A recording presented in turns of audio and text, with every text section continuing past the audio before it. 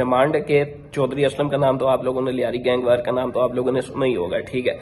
तो इस पर पिछले कई दिनों से बहुत ज्यादा बहस की जा रही है, ठीक है, पाकिस्तान के अंदर भी और इंडिया के अंदर भी। उसकी वजह है इंडियन मूवी जो बनाई गई है धुरंधर लियारी गैंगवार पर, वो तो इंडिया की जो मूवी है धुरंधर वो रिलीज हो चुकी है 5 दिसंबर को, और पाकिस्तान में भी काफी लोग हैं जिन्होंने मूवी देख ली है, ठीक है। तो आज हम करने जा रहे हैं इस मूवी का रिव्यू।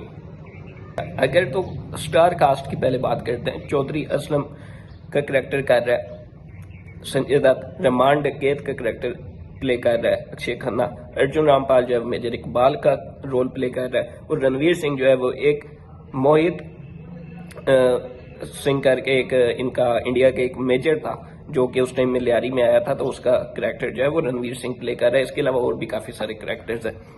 तो सबसे पहली बात, रिव्यू से पहले तो मैं ये कहूंगा कि मूवी इंडिया की है। जब मूवी इंडिया की है तो ये बात तो तय है कि उस मूवी में जो रियलिटी है, ठीक है, वो तो नहीं दिखाई गई होगी, ठीक है। रियलिटी इस मूवी में उतनी नहीं है, ठीक है। जाहिर बात है फिक्शनिस्ट सी उन्होंने बनाई है, क्योंकि उन्होंने तो अपना जो इंडिया का उनका एक मेजर आया था, ठीक है, उसी के गिर्द ही कहानी घुमानी है कि किस तरह से उसने पाकिस्तान के अंदर आके तबाही मचाई, ठीक है। उसने इतने बड़े बड़े गैंगस्टर्स को, पुलिस वालों को बरगलाया, मारा, ठीक है। अगर हम रियलिटी बेस्ड बात करें तो वो मूवी में बिल्कुल रियलिटी नहीं दिखाई गई, ठीक है, क्योंकि इंडिया की मूवी है तो उन्होंने जाहिर बात है इंडिया को ही अपर हैंड में रखना था, ठीक है।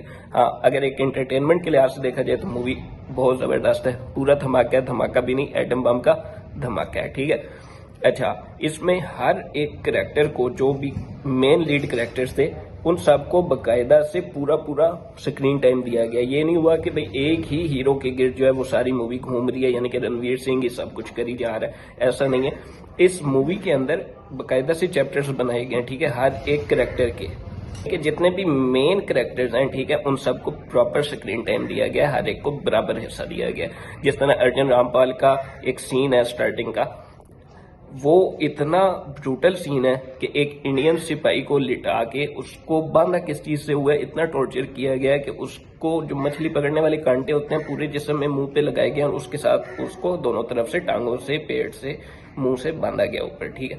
तो मूवी अच्छी तो बहुत है, ठीक है, इसकी लेंथ 3 घंटे 32 मिनट की है, ठीक है, लेकिन इस मूवी में इतनी ज्यादा ब्रूटैलिटी है, ठीक है, इतना ज्यादा वायलेंस है, और मूवी देख के बंदा सोचता है कि यार इतने वायलेंस वाली मूवी जो है वो सेंसर बोर्ड ने उसको पास कैसे कर दिया, ठीक है। मतलब कि आप एनिमल भूल जाओगे, ठीक है, आप बाकी के जितनी भी आपने मूवीज देखी होंगी वायलेंस वाली, आप सारी की सारी भूल जाओगे, इतना वायलेंस है इसके अंदर, ठीक है। गालियां भी बहुत ज्यादा, लेकिन कुछ जगह पे गालियों को म्यूट कर दिया गया। उसके अलावा अगर अक्षय खन्ना की बात की जाए, जिसने रिमांड डकैत का मतलब करेक्टर प्ले किया, तो अक्षय खन्ना ने शो जो है वो चुरा लिया है, ठीक है। अक्षय खन्ना अक्षय खन्ना अक्षय खन्ना ही हुई जा रहा है, इतना जबरदस्त उसने करेक्टर प्ले किया। उसके बाद संजय दत्त, वैसे उसने बहुत अच्छा करेक्टर प्ले किया। अर्जुन रामपाल ने जो करेक्टर प्ले किया मेजर इकबाल का, बहुत आला, ठीक है। अच्छा, 2 घंटे के बाद इस मूवी का क्लाइमैक्स सीन आता है भाई, और मूवी कहीं पे भी आपको बोर नहीं करेगी। वायलेंस भी है, सब कुछ है इसमें बकायदा से। एक पिछली मूवीज की तरह नहीं है कि एक ही करेक्टर के गिर्द सारी मूवी घूमती जा रही है, वही मतलब सब कुछ कर रहा है, तो ऐसा बिल्कुल भी नहीं है, ठीक है। पहली दफा इंडियन मूवीज के अंदर जो पाकिस्तानी दिखाए गए हैं उनको ना तो लाल और सब्ज रुमाल पहनाए गए, ना तावीज पहनाया गया, ना ही सुरमा लगाया गया, और ना ही उनके बालों पे सरसों का तेल लगा के, मनो सरसों का तेल लगा के टोपी पहनाई गई, बल्कि बकायदा जिस तरह से दिखाना चाहिए था, जिस तरह पाकिस्तान की अवाम चाहती है कि पाकिस्तानियों को दिखाया जाए इंडियन मूवीज के अंदर, उसी तरह से दिखाया गया। अच्छा, अगर रियलिटी की बात करें, वैसे एंटरटेनमेंट के लिहाज से मूवी बहुत जबरदस्त है। रियलिटी के लिहाज से बात करें तो वही चीज है कि मतलब इंडिया अपर हैंड में रहा, रणवीर सिंह कराची में आता है, फिर लियारी में आता है, फिर उन गैंग्स के अंदर शामिल हो जाता है और उनका राइट हैंड बन जाता है, और एंड पे सबको ठा करके उड़ा देता है, ठीक है।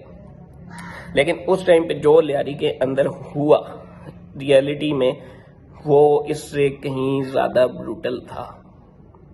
यानी कि रिमांड के पाकिस्तान की हिस्ट्री का सबसे बड़ा वायलेंट और ब्रूटल किस्म का गैंगस्टर निकल के आया, ठीक है। वैसे तो लियारी गैंगवार की जो कहानी है वो शायद 1950, 60, 70 से ही शुरू हो गई थी, और क्या कुछ कराची में नहीं होता रहा वो भी एक अलग कहानी है। चौधरी असलम ने क्या कुछ नहीं किया वो भी एक अलग कहानी है।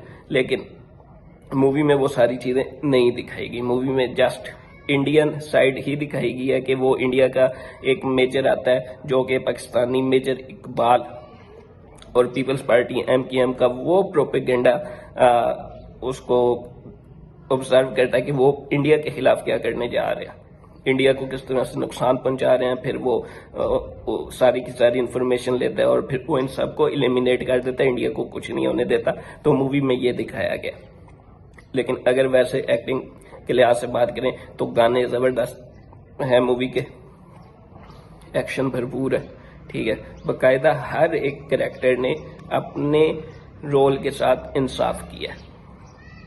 तो मूवी रियलिटी सोच के अगर आप देखोगे तो वो कहीं पे भी नहीं है, लेकिन एंटरटेनमेंट के लिहाज से देखोगे तो वो बहुत ज़बरदस्त है। जिस तरह इनका एक वो है एंकर है शुभांकर मिश्रा, तो वो अभी तक जो इनको मार पड़ी पाकिस्तान से मई में, उस कोर्स से बाहर ही नहीं आ सका, ठीक है। अभी तक वो अपने जख्म चाट रहा है और वो मूवी का रिव्यू कर रहा है और मूवी के रिव्यू में ये कह रहा है वो इंडिया ने ये कर दिया, इंडिया ने पाकिस्तान के कराची को ठोक दिया, इंडिया बाप है हमारा, वो जो मेजर था उसने ये कर दिया, उसने वो कर दिया, उसने पाकिस्तान की खोल के रख दी, ठीक है। तो अच्छा, वो अभी तक इसी चीज़ में लगे हुए हैं,